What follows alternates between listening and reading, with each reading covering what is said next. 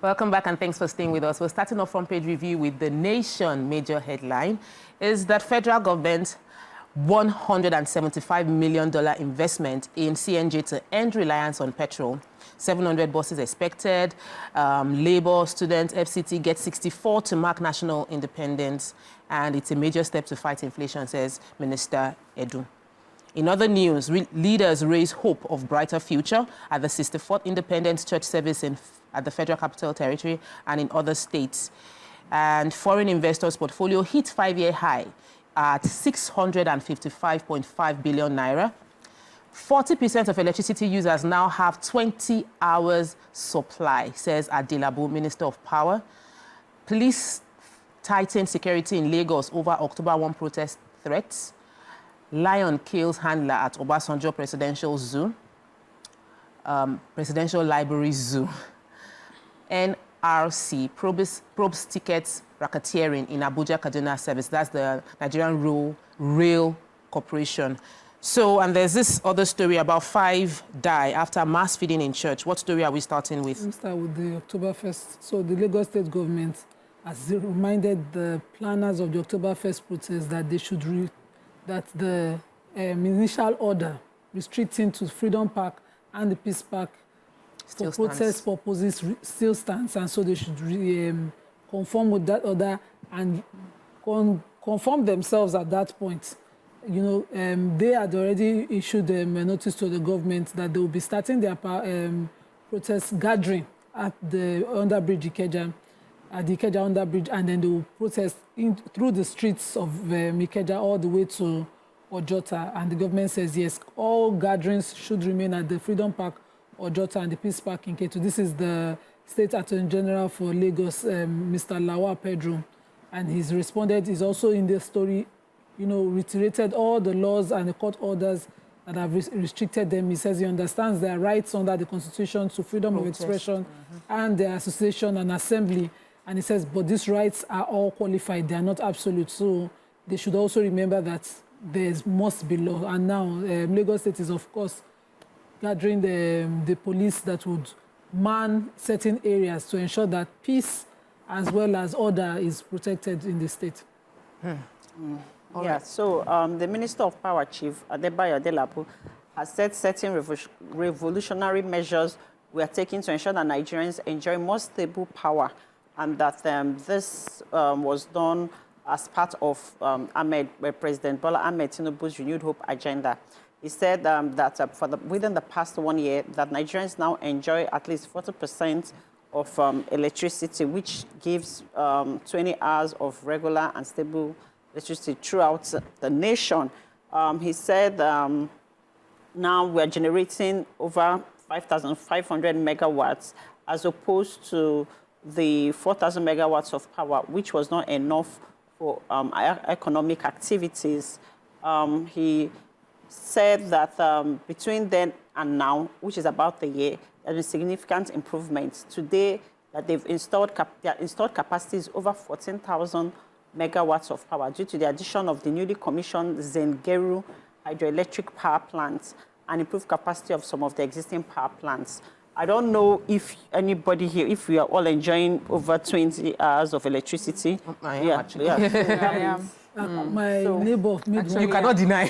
My neighbor made one joke. He said, last administration, there was no light to preserve the food that we had in excess. But now we have lights, no food to preserve. Nigeria. An excellent one. It was too much. That's quite apt. Yes, yes. So at least they're doing something. Yeah, we can't deny that there's light. Minister of Power, kudos to you that within the past 1 year, you delivered. I must support that too, because I dragged the man a lot when he came into power. And No dragon. Thank you, sir. Mr. Adelabu. So we have the NDLEA has, at the weekend, they said they arrested a wanted kingpin in the community. Kingpin. He's a community leader, Sarkin Yamma of Badagry, Alhaji Bashir Mohammed Talba. They also said that this arrest was followed by the arrest of his 2 wives, Hawa and Asma'u, and also his son, Sadat, as well as the seizure of a total of 226.2 kg cannabis at their homes in Badagry. This happened September 18th. Then they said a wanted drug kingpin, Ajiboye Damilare Samuel, a.k.a. Nagod, after 12 months of evading arrest, he was arrested at a bank in Ogun State. They said that this was done by the Directorate of Assets and Financial Investigation. That's the agency's Directorate of Assets and Financial Investigation had frozen about 20 of his bank accounts, and that was how they were able to, get him. And there are also so many other... Okay, this particular person, when he was arrested, he was taken to his warehouse, in Akala Mushin, where they got a total of 1,101 kilograms of Ghana Loud, which is a strong strain of cannabis, and then many, many others. But there was also a particular person, a spare parts, an auto spare parts dealer, Ejiofor Inameka Chiwuzi. He was arrested for attempting to export consignments of heroin and loud, a strain of the cannabis concealed in LED rechargeable lamps and sofa metal legs through the export shed of the Murtala Mohammed International Airport, MMIA Ikeja. So they've been, as usual, on the lookout for this. They're working hard, but the drug pins are working even harder. God help us. The NDLEA, they've been trying, throughout this year. They've done so much more, longer since General Buba Marwa they've done a lot. Consistent fight against drugs. So I have a sad story of 5 people losing their lives, allegedly linked to, and about many others hospitalized. They are currently at the Infectious Disease Center, Olodo, Ibadan, Oyo State. They said they went to church and they had this meal, a meal that was prepared for a lot of them, and over 50 of them fell ill immediately and they were rushed to the Infectious Disease Center in Ibadan. And upon getting there, 5 sadly died. Some others, many of them have been discharged, but others are still receiving treatment. And they were alluding that it was attached to the food, because all those who seemingly ate, many of those who ate fell ill. Some of the food included beans. I think it was mainly beans that was cooked. The investigation so far does not affiliate the death and the sickness to the meal specifically, but they said investigations are ongoing. And when they confirm, they don't even know specifically what caused the death, but it's at they said when they confirm there will be a press release. They said the Commissioner for Health is going to address this issue in the weekly meeting, and the press would have the details of it. Generalized in Oyo, in Ibadan. It's usually one person bringing the sacrifice of thanks to church. And it's cooking, not yes, not harvest. Yes. It's one person bringing their sacrifice of thanks to church. So I have a lot of them as friends. The white garment so you church. Can find who cook what and where what came from. Not generalized. So they said the Directorate of the State Service as well as WHO have also been, they are going to do fact-finding to determine what exactly caused the sickness.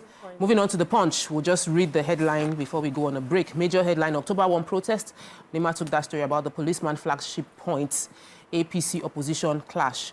State Police Command deploys team, and organizers insist on rally as PDP Labour Party berates APC. You can miss a picture of Nigeria at 64, Obasanjo, Akpabio, the SGF, service chiefs grace Thanksgiving service.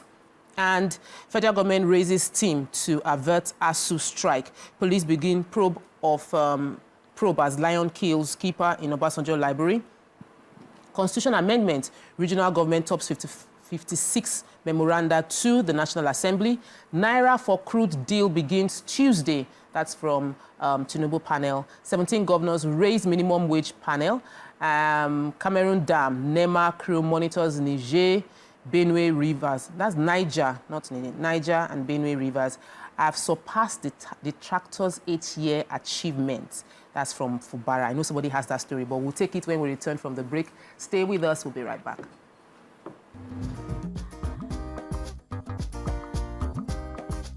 Stay tuned. Your View will be right back.